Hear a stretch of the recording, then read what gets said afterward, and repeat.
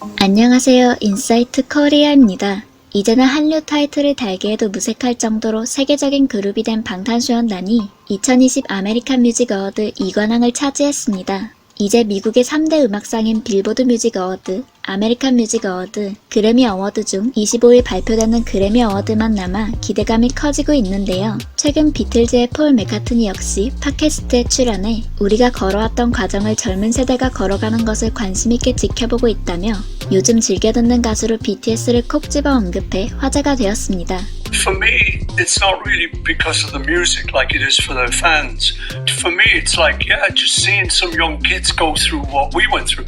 BTS, the Korean guys. I like watching them, seeing what's going on. And I think they're good, Like I said, I couldn't sing one of their songs, but I like that.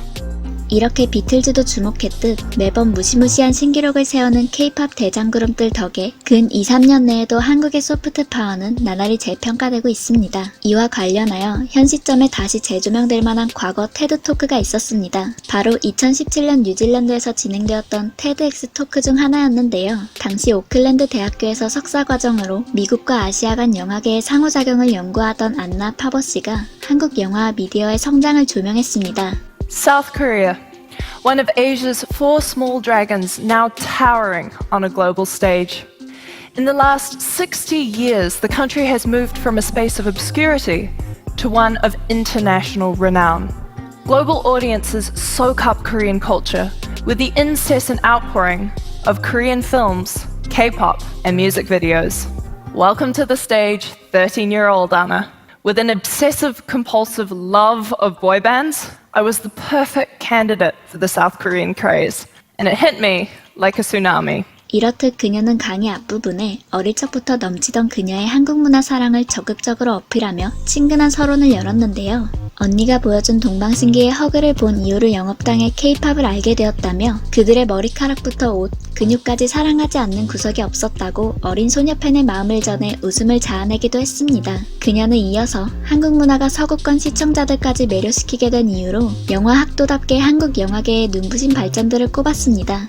이에 당시에는 그래서 저분은 자기가 한국 광팬이 된 계기를 이야기하는구만 등의 비웃음이 달리기도 했으나 최근에는 와우 그녀 말이 완전 맞았어. 당시의 발표는 조금 시기가 빨라서 2018년에는 놀림받았지만 말이야. 등 해당 영상을 다시 찾은 네티즌들의 재평가가 이뤄지기도 했습니다. 하지만 오히려 한국 문화에 대해 이미 꽤나 잘 알고 있는 이들이 많아진 만큼 그녀가 검열이라는 워딩을 사용하며 한국 문화의 성장을 조명한 시각에 대해서 맥락이 모호하거나 명제 자체가 문제적이라고 지적하는 재평가를 하기도 했는데요. 한국 네티즌들은 물론이고 해외 각국 네티즌들도 나서서 대체 뭐에 대한 검열을 말하는 거야? 이해해요. 그걸 소프트 파워라고 부르죠. 검열이 긍정적으로 사용된 예시를 하나도 들어주지 않았어.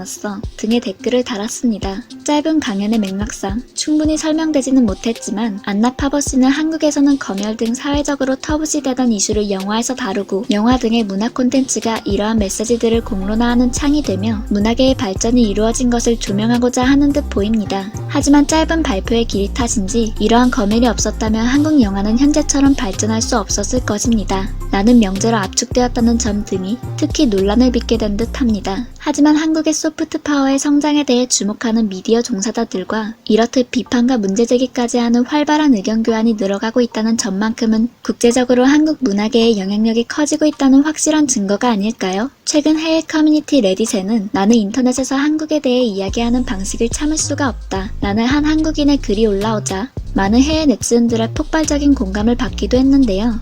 해당 글쓴이는 한국식 미의 기준과 성형수술, 유교 사상 등 전형적인 편견으로 한국을 프레이밍하는 이야기에 대해 불쾌함을 느낀다고 이야기한 것입니다. 종종 한국 사회의 어두운 면만 부각시키며 왜 나 말고는 아무도 한국의 실체를 이야기하지 않는 거야? 라고 주장하는 이들은 막상 한국 내에서 일어나고 있는 다양한 운동에 대해서는 언급하지도 않는 점에 대해서도 문제제기를 했습니다. 글쓴이는 자신은 현재의 여러 문제에도 불구하고 불과 약 30년 전 민주주의가 시작된 나라로서 이미 여러 방면의 사회 문제에 있어 한국은 굉장히 잘 조정해 나가는 중이라고 생각한다 라며 글을 끝마쳤는데요. 그러자 상당수의 해외 네티즌들 역시 적극적인 공감을 표한 것입니다. 보통 인터넷에서 그런 것들을 쏟아내는 사람들은 한국에 가본 적도 없어. 한국인에 대한 그들의 인식은 뉴스, K-팝, 인스타그램 등 온라인에서 비롯돼 일반적으로 국가에 대한 적절한 평가가 아니지. 하지만 어느 쪽이든 언제부터 온라인 댓글 섹션이 현실 세계와 관련이 있겠어?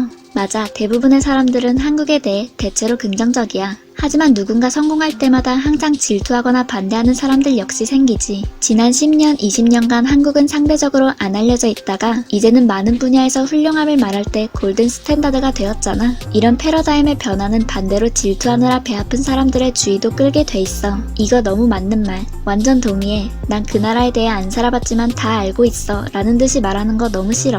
나는 사람들이 토론하는 다양한 플랫폼에서 한국에 대해 다 알고 있다는 듯이 이야기하는 걸 여러 번 봤어. 이런 게 정말 거슬리는 건 그들 대부분이 멍청한 소리만 하기 때문이지. 나는 한국인이 아닌데 정말 거의 모든 말에 동의해. 내 생각에 사람들은 자신이 한국에 대해 미디어를 통해 처음 들은 말을 거의 믿어버리는 것 같아. 그러고서는 한국이 디즈니랜드라고 생각하거나 부정적인 곳이라고 생각하거나 하는 거지. 한국도 다른 곳처럼 하나의 나라인데 말이야. 너의 좌절감 정말 이해해. 나도 한국에 살아보고 몇몇 지나친 한국 광팬들과 일해보니까 정말 동의할 수밖에 없네. 몇몇 여자애들은 자신이 백인이라서 모두가 자기와 사랑에 빠질 거라고 생각하고 한국에서 3일 지내더니 자기의 고향이라고 말하면서 한국에 대해 다 안다고 말하고 다니는 거야. 물론 몇몇은 이제 제대로 배우려고 최선을 다하고 있고 몇 명은 계속 그렇게 무례하게 굴더라. 2005년에 한국에 몇 주 방문해본 이후 나는 한국에 대한 잘못된 지식에 더 확신이 생겼었지. 한국에 9년째 살아보면서 한국 역사, 문화, 인류학, 언어에 대해 대학원 과정을 수강한 현재보다 나는 그때 더 한국을 잘한다는 확신을 갖고 있었지 뭐야. 지금 보니 나도 정말 너무 오만했어.